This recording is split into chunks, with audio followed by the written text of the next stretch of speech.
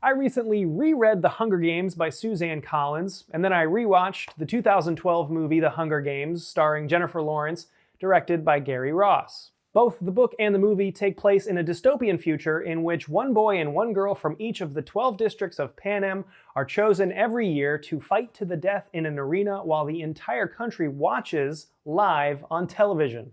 Now, the timing of this review actually couldn't have been better because little did I realize before I started reading this book for this review that the prequel book to the Hunger Games series, The Ballad of Songbirds and Snakes, is set to be released in May.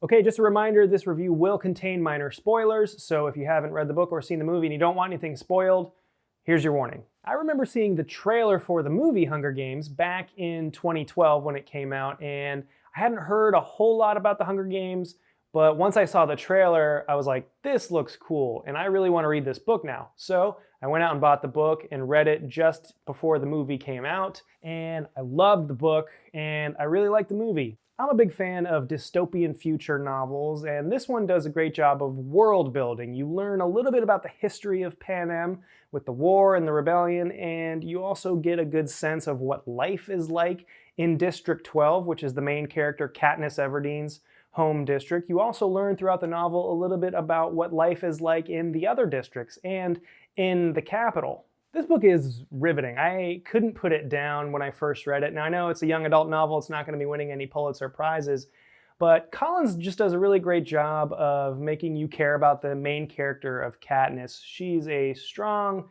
capable character, but she's also not afraid to show fear and emotion at certain times to some characters in the book. She's got a great, loving relationship with her younger sister, which is really endearing. And one thing that I really like about the book, especially when the games start and the tributes are all in the arena, you don't really know what's going on with the other tributes in the arena. You only know what Katniss knows. So there are things going on, there are cannons going off indicating that a tribute has died, and you have no idea what happened. And that makes for a really great sense of mystery and suspense. Okay, let's talk about the movie. This is a great film adaptation of a book. It stays very close and true to the source material with some minor changes, but the main thing that I felt when I first saw this movie was that I wish it had been rated R. Now I know that was never going to happen because it was based on a young adult novel, so the target audience is teenagers. So you're never going to get that R rating. But I remember reading the book and there's so many moments of just raw, bloody violence in it.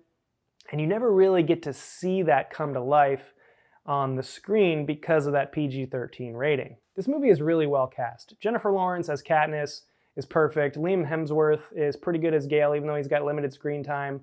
And it's unfortunate that Josh Hutcherson is such a short little guy because I thought he was pretty good as Peeta. The guy who plays Cato looks like Rob Gronkowski. The only casting choice that I didn't really like that much is Woody Harrelson as Haymitch.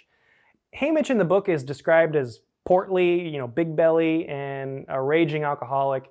And Woody Harrelson is a little too thin and just doesn't really play up that drunken guy, really. He's, for example, in the book, you first meet Haymitch at the reaping where the tributes are chosen, and he falls over on the stage in a drunken stupor, and that never happens in the movie. In the movie, you just meet him on the train for the first time, and he's, looking for alcohol, but he's not wasted or anything, and I don't know, it just didn't seem like the same Haymitch in the movie as it did in the book. A few other minor differences is this guy is not in the book at all. Also in the movie, there's a big riot in District 11 after Rue's death, and that's not in the book, but I can see why they added it because it kind of lets the audience know that, look, things back in the districts are changing and there's a storm brewing.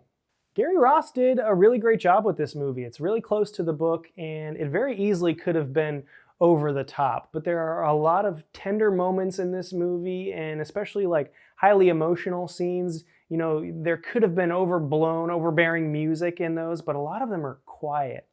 Like the reaping scene when Prim's name gets chosen, the sound just goes out. And that quiet just adds to a sense of realness and dread in that scene. And I thought it was really effective. All right, that being said, it's time to make my decision. I will have to say that I did like The Hunger Games, the book, just slightly more than the movie. I want to hear from you. Have you read the book or seen the movie? Comment below and tell me your thoughts. And if you liked this video, first of all, thank you for watching. Appreciate it. But if you liked it, please do me a favor and click like and subscribe to my channel.